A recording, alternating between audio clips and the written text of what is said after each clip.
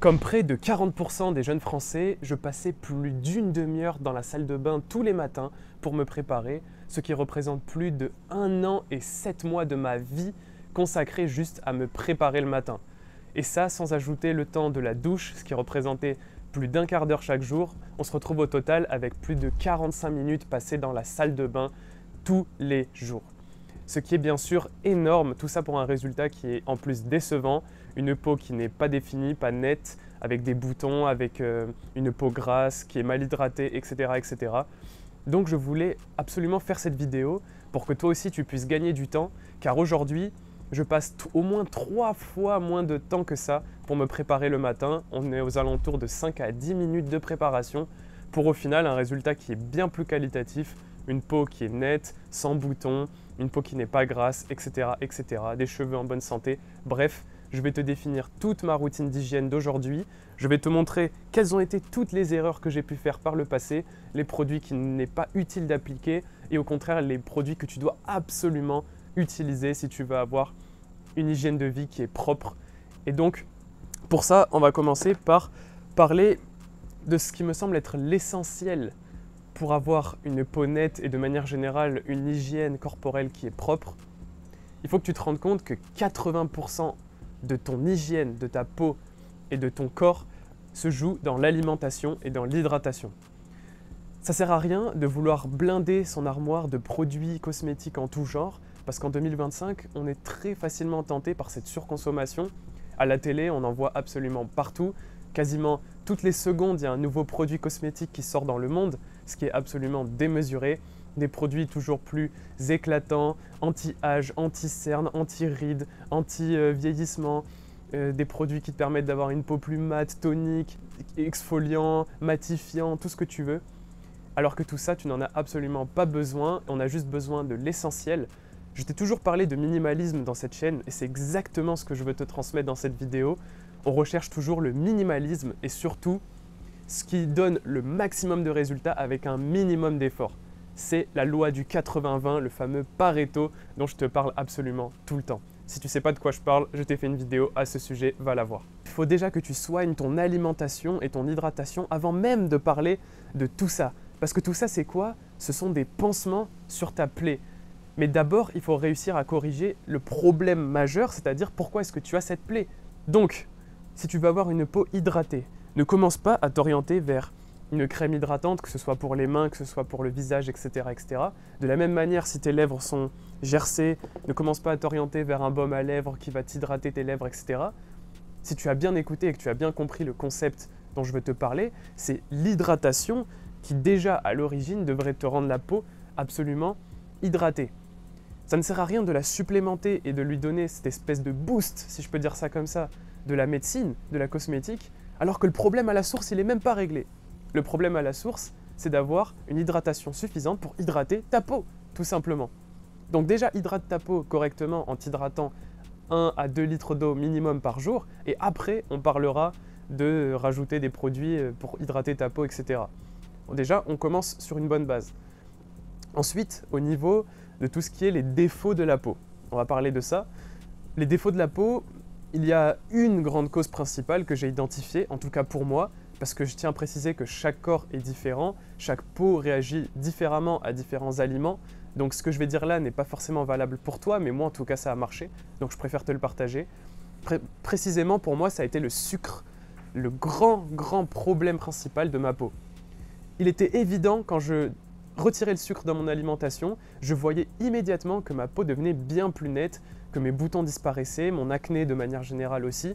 Là aujourd'hui j'ai plus d'acné puisque j'ai passé l'âge, mais quand j'étais en puberté j'en avais beaucoup. Et donc le fait de supprimer le sucre de mon alimentation, tout ce qui est sucre raffiné je veux dire, tout ce qui est sucre blanc, saccharose, etc. Et bien je me suis retrouvé avec une peau qui était déjà bien meilleure, sans même avoir à parler de rajouter des crèmes ou je ne sais quoi, ok?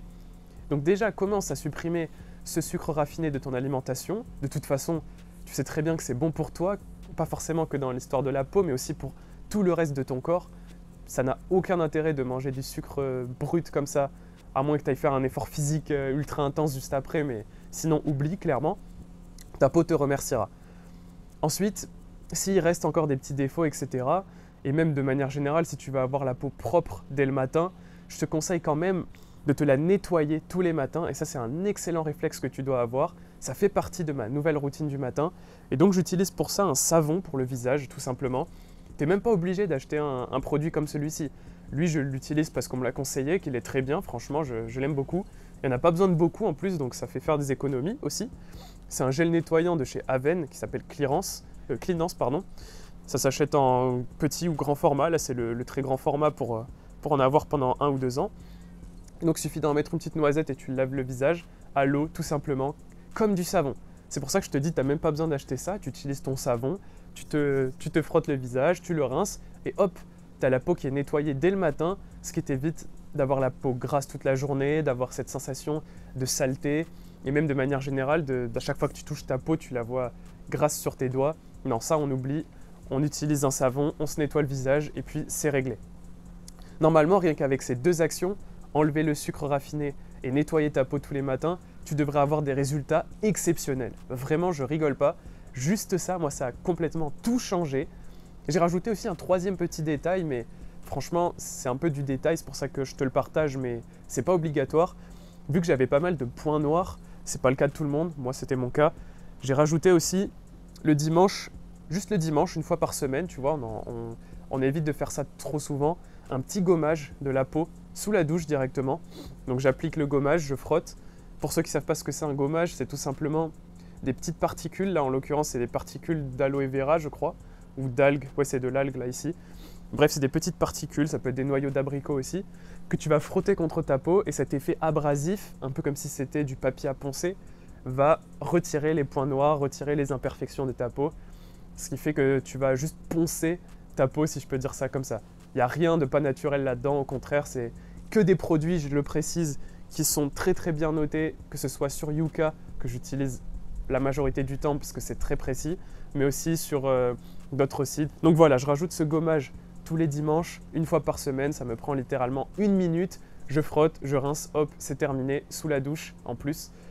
Et j'ai la peau qui est, on va dire, refresh pour la semaine, et franchement ça fait plaisir. Enfin, si je peux ajouter un 4e petit bonus pour avoir la peau propre, c'est aussi de ne pas frotter avec la serviette. C'est une règle qui s'applique aussi aux cheveux. Arrête de frotter tes cheveux, arrête de frotter ton visage avec la serviette, juste tamponne. Tamponne et déjà ta serviette elle va absorber l'eau par capillarité. Donc ça sert à rien de la défoncer ta peau en frottant bêtement. Non, non, arrête ça tout de suite, tu verras que tu vas arrêter de la mascagner. Elle sera bien mieux, bien plus claire et ça fera une grande différence.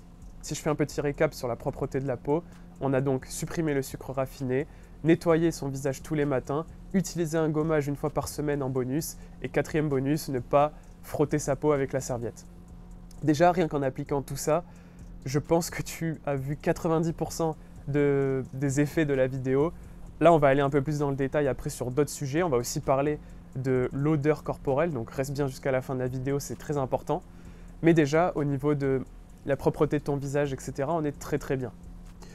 Ensuite, une autre chose que je voulais te partager et qui là pour le coup ne m'a pas forcément fait gagner du temps, au contraire ça m'en a fait perdre un tout petit peu, mais ça évite à ma peau de se retrouver en contact avec des produits dangereux. On va parler de déodorant et d'odeur corporelle. Pourquoi je te parle de ça? Parce qu'en fait pendant des années j'ai fait beaucoup de tests sur les déodorants. J'ai eu une peau qui est très sensible à tous les produits chimiques, que ce soit sel d'aluminium, que ce soit des différents allergènes, que ce soit aussi des additifs à risque, etc. Donc je fais vraiment très attention aux déodorants que je mets. Et aussi, il faut savoir que j'ai une odeur corporelle assez forte quand je transpire. Donc il fallait absolument que j'ai un déodorant béton, si je peux dire ça comme ça. Quelque chose qui fonctionne, qui soit naturel et qui évite à ma peau d'avoir des réactions. J'ai donc fait plein d'expériences. Je vais te passer l'intégralité de l'histoire parce que ça pourrait prendre une demi-heure tellement j'en ai fait. Mais globalement, ce que tu dois retenir, c'est que il n'y a quasiment aucun déodorant, on va dire naturel, que tu peux retrouver dans le commerce qui sent assez bon pour camoufler ton odeur de transpi. En tout cas, moi, c'est le cas. C'est-à-dire que j'en ai essayé plein. Toutes les alternatives aux déodorants chimiques comme ces deux-là, c'est pour ça que je les ai sortis. Ça, c'est 2 déodorants Adidas qui sentent vraiment très bon. Mais le problème de ces déodorants-là, tu le sais bien, c'est que c'est bourré de sel d'aluminium, d'alcool et de toutes sortes de cochonneries dans ce genre-là. Mais malheureusement, en fait, je n'arrive pas à trouver une alternative à ça qui sente bon et qui soit naturelle, c'est-à-dire sans tous ces produits-là qui vont détruire ta peau, si je peux dire ça comme ça, qui sont en plus cancérigènes et neuroperturbateurs. Donc malheureusement, j'ai dû trouver une autre solution. Les déodorants naturels, ça n'a pas fonctionné. Peut-être que sur toi, ça marchera si tu dégages une odeur moins forte, mais personnellement, non. En fait, je me suis rendu compte que c'était exactement le même problème que la crème hydratante. C'est exactement le même problème, c'est-à-dire que je veux camoufler le défaut sans régler le défaut à la source. À partir du moment où j'ai compris ça, j'ai compris qu'il fallait enlever l'odeur au lieu de juste la camoufler en rajoutant une odeur supplémentaire qui au final ne va pas l'éliminer. J'ai d'abord tenté les antitranspirants. Alors clairement, je ne te recommande pas du tout. Certes, oui, ça enlève l'odeur, on est d'accord, mais c'est extrêmement nocif pour la peau. En fait, ça bloque un processus naturel qui est la transpiration. Et donc, tu élimines à la fois, certes, l'odeur, mais aussi l'effet positif de la transpiration. Donc non, à éviter complètement. Je me suis rabattu plutôt sur une autre option, celle que je fais maintenant tous les matins.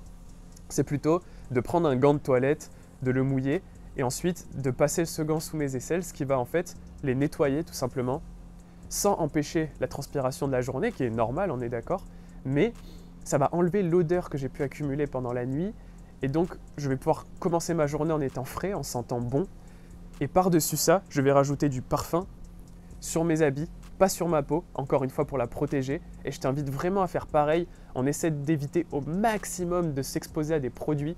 Les produits cosmétiques, on n'a pas assez de recul là-dessus. C'est certes testé chimiquement, laboratoire, nanani nanana, comme dirait Garnier, votre peau le vaut bien, etc. Franchement, je ne suis pas du tout de cet avis, je ne sais pas ce que tu en penses. Je pense surtout que les industriels veulent vendre avant tout, ils ne pensent pas une seule seconde au bien de notre peau. Donc c'est pour ça que je préfère éviter de me mettre en contact avec tout ça. Je te recommande donc de mettre du parfum sur tes habits et pas sur ta peau. Oula, la feuille qui s'envole, c'est pas bien. Bon, c'est pas grave, j'irai la chercher après.